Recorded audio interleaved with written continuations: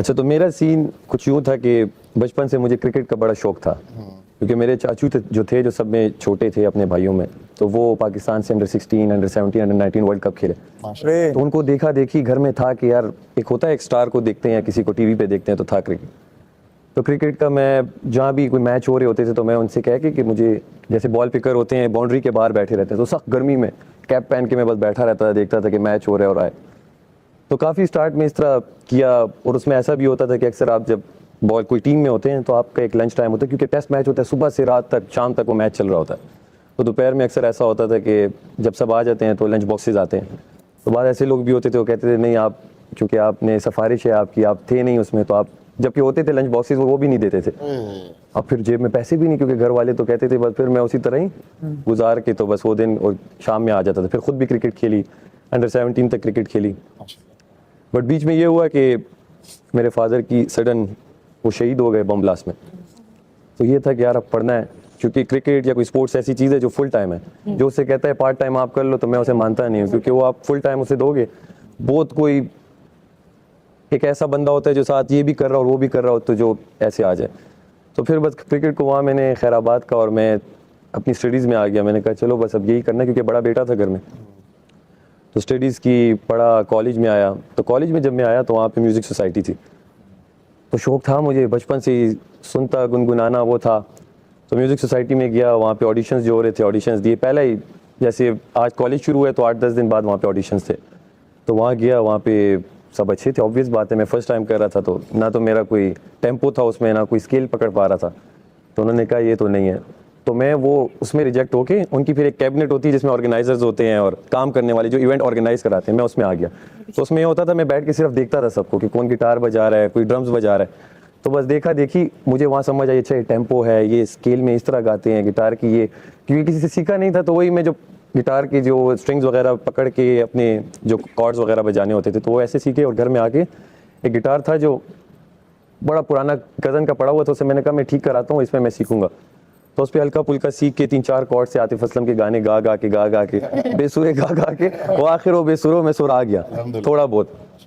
तो बस उसके बाद फिर उसी म्यूज़िक सोसाइटी के, मैं जब, क्योंकि मैं वहाँ से कंप्यूटर सिस्टम इंजीनियरिंग कर रहा था, तो जब मैं तीसरे साल में हुआ, दूसरा साल ख़त्म हुआ, तो उसी म्यूज़िक सोसाइटी का मैं प्रेसिडेंट बन गया। क्योंकि और कोई था नहीं उस लेवल का, क्योंकि हम तो दिन रात फिर हम घर आके यही करते थे। क्लास बाद में थी, म्यूज़िक सोसाइटी पहले हो गया था, वो क्रेज़ ऐसा चढ़ गया था।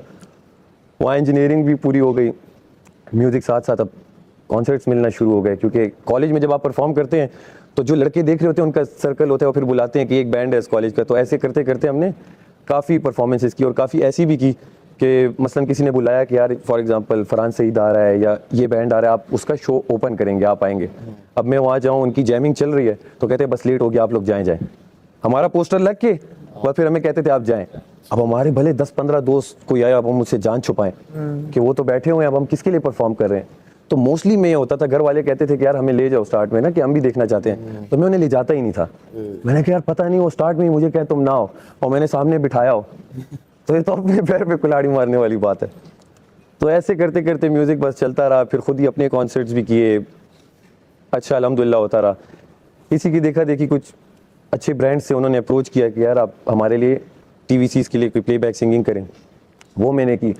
एक ने पहली बार जब मुझे अप्रोच किया कि यार आप एक पूरा गाना बनाना है, एक पूरा इवेंट हो रहा है उस फुटबॉल का, और बड़ा ब्रांड था पाकिस्तान का, तो आप इसका पूरा एंथम गाएं और वो एंथम हम आपको देंगे, आपने खुद कंपोज भी करना है और गाना भी और रिकॉर्ड भी करना है।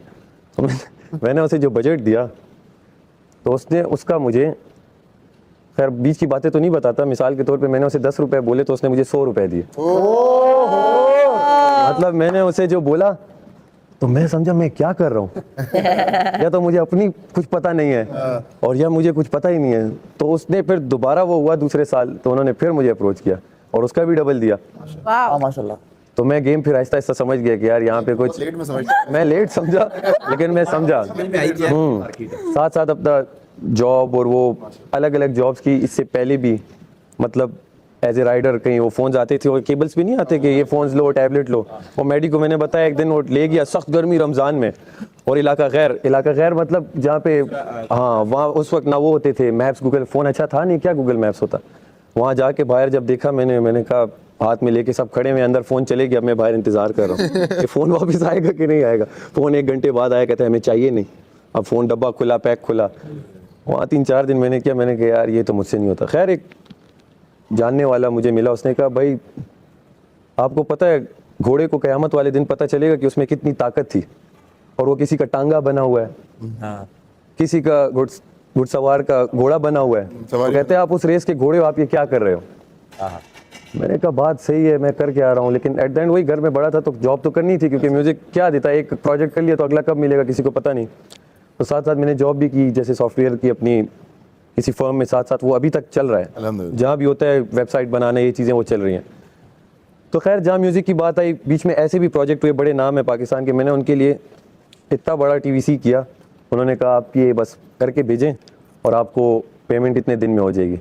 उसके बाद मैंने कोई 40 मैसेजेस भी किए होंगे, कोई रिप्लाई नहीं। अभी आएगा। और उसमें ऐसे ऐसे एक्टर जो आजकल नामवर हैं, वो पश्तो का था एक्टर वहाँ के थे, ऐसी चीज़ें भी। बट अल्हम्दुलिल्लाह तमाशा में फिर जब हुआ, माशाल्लाह, मैंने एक ऐसी वीडियो बनाई और स्टोरी पे दे दी अपने कि यार इस बार पेशावर से भी कोई होना चाहिए। और मैं ऑडिशन का कुछ उस वक्त था भी नहीं, सिर्फ एक आया था तमाशा आ रहा है।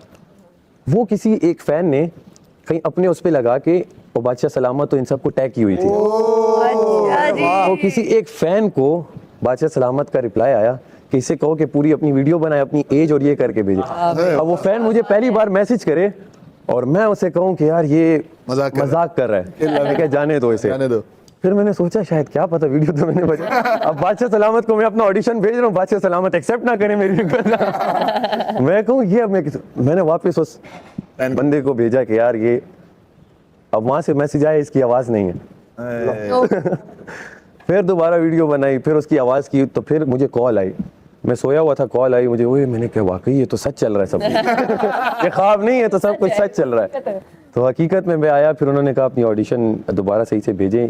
वो मैंने भेजी, आपका इंटरव्यू होगा 2 हफ्ते बाद। मैं किसी को नहीं बता रहा था, घर में मैंने 1-2 को बताया, उन्होंने भी कहा ये होगा तो इसका नहीं, बस चलो, क्योंकि वो सब देखते हैं। कह रहे तो बस अच्छी बात है, ये घर वाले पहले हाँ घर में देखते हैं। मेरी अम्मी तो डाई हार्ट फैन, मतलब वो एक बार नहीं बार उन्होंने देखा हुआ था। यही सीन है। हाँ मैं जब फैमिली वो फ्रेंड्स में बताया उनका हम देखते हैं, मैंने कहा अच्छा कहते हैं यार तुम्हारे लिए खैर मैंने नहीं लगाया करेंगे। बताया कि जिस दिन वो था मेरा इंटरव्यू हुआ, तो मुझे आइडिया हो गया कि शायद मेरा हो जाए, वो एक समझ आ जाती है। सही है। फिर भी मैंने किसी को नहीं बताया, बस अपना काम शाम ये हो।